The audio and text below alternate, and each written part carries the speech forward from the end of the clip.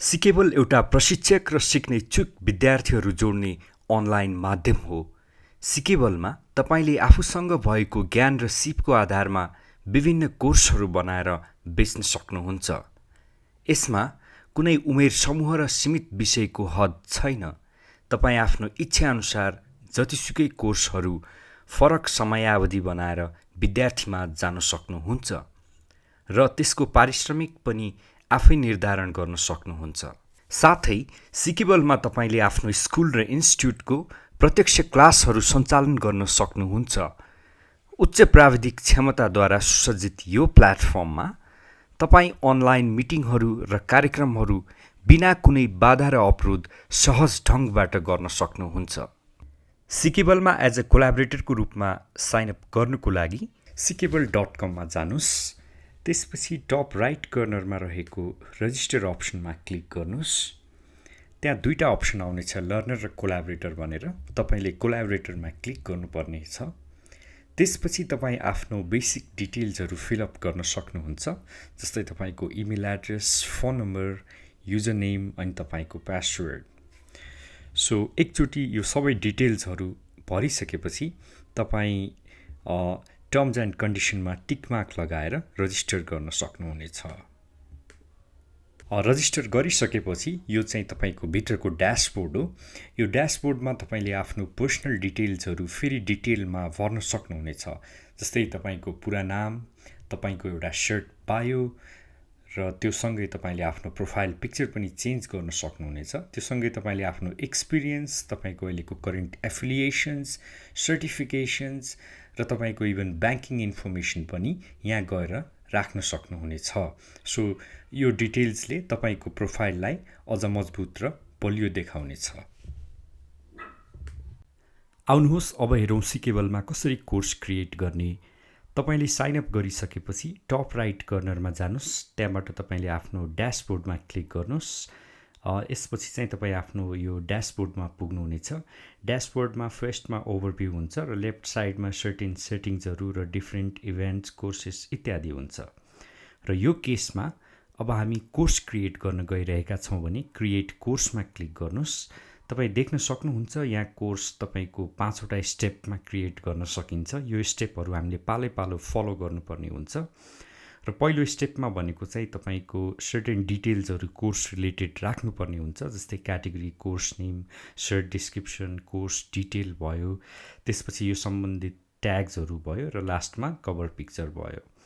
र तपाईँलाई एउटा के सल्लाह दिन चाहन्छौँ भने तपाईँले पहिले एउटा छुट्टै डकुमेन्टमा कोर्स रिलेटेड यसरी कन्टेन्ट बनाएर राख्नुभयो भने इन्ट्री गर्न सजिलो हुन्छ।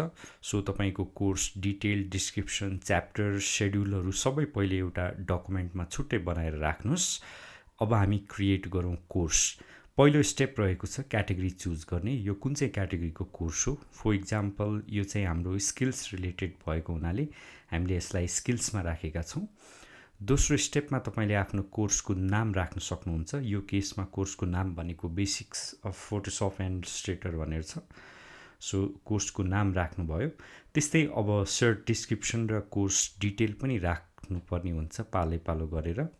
सो यो दुइटै राखिसक्नुभयो भने अर्को स्टेपमा तपाईँले ट्याग्सहरू राख्न सक्नुहुन्छ। ट्याग्स भनेको चाहिँ तपाईँको कोर्स सम्बन्धित केही न केही किवर्ड्सहरू हो। यो केसमा तपाईँको फोटोसप, इलस्ट्रेटर, फोटोसप कोर्स इत्यादि हुनसक्छ। सो तपाईँले कोर्सको वरिपरिको किवर्ड्सहरू राख्न सक्नुहुन्छ। अर्को स्टेपमा भनेको हामीले फी राख्नुपर्ने हुन्छ। कोर्सको फी कति राख्ने यो तपाईँ आफै डिसाइड राख्नुहोस्।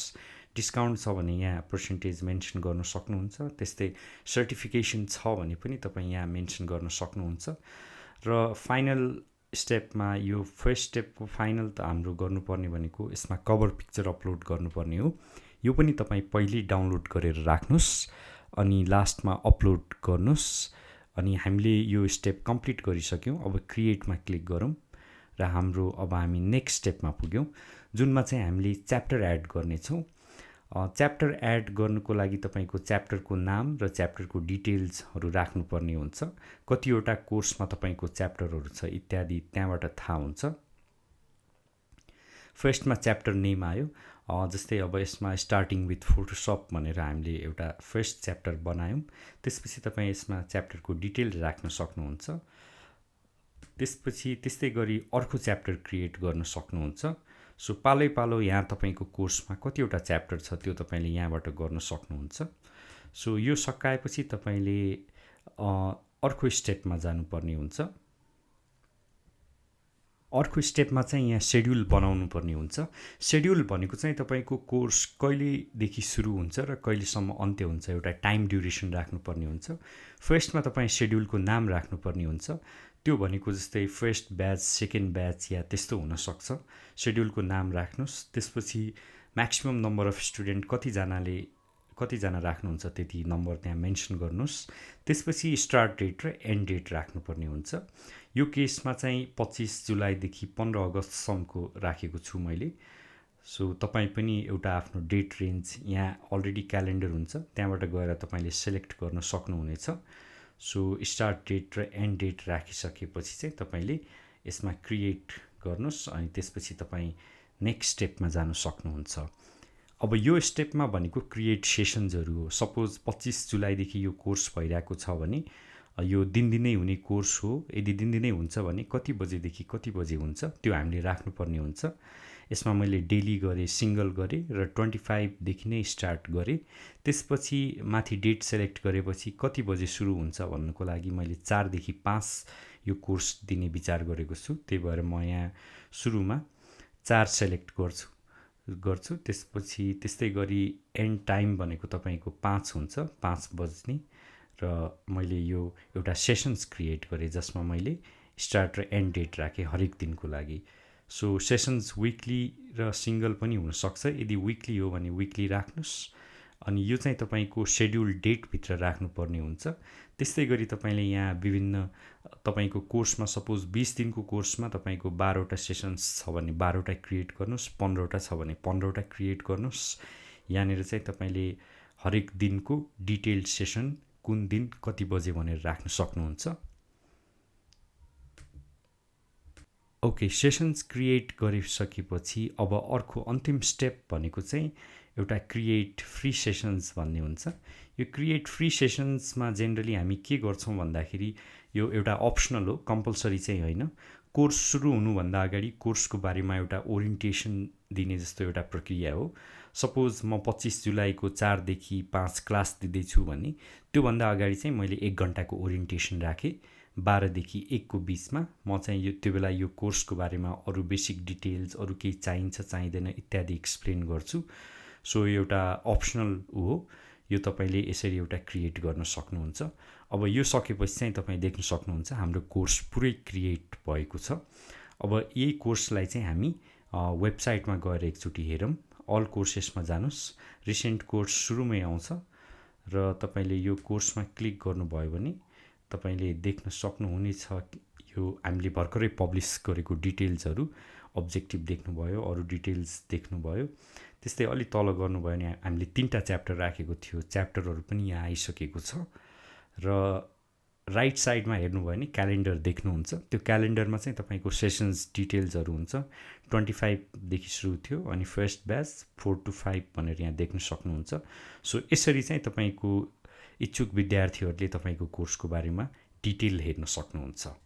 तपाईँले सफल ढङ्गबाट कोर्स पब्लिस गरेपछि अर्को चाल्नुपर्ने कदम भनेको कोर्सहरूलाई प्रमोट गर्नु हो। यसमा तपाईँको व्यक्तिगत प्रयास पनि उत्तिकै महत्त्वपूर्ण रहनेछ। तपाईँले कोर्स बनाउनु भएपछि कोर्सको लिङ्कलाई सिधै आफ्नो फेसबुक र ट्विटर मार्फत सेयर गर्न सक्नुहुनेछ। यस प्रक्रियामा हामी तपाईँलाई पूर्ण सहयोग दिनेछौँ, जस अन्तर्गत हामीले तपाईँको कोर्सको ब्यानर डिजाइन गरेर हाम्रो फेसबुक पेजमा पोस्ट गर्नेछौँ। साथसाथै तपाईँको कोर्सलाई अधिकतम विद्यार्थीमाझ पुगाउन हामीले यसलाई पैसा तिरेर पेड स्पोन्सरसिप पनि गर्नेछौँ। तपाईँको कोर्स कमसेकम 5000 सम्बन्धित विद्यार्थीहरूलाई देखाइनेछ। यसलाई अझ फलदायी बनाउन तपाईँले हाम्रो प्लेटफर्म मार्फत फ्री लाइभ इभेन्ट दिएर विद्यार्थीमाझ अझ जानकारीमूलक एउटा विश्वसनीयता पैदा गर्न सक्नुहुन्छ। त्यसको लागि पनि हामी तपाईँको पोस्ट ब्यानर बनाएर अधिकतम विद्यार्थीहरूमाझ पुगाउनेछौँ। आजै जोडिनुहोस् sikable.com।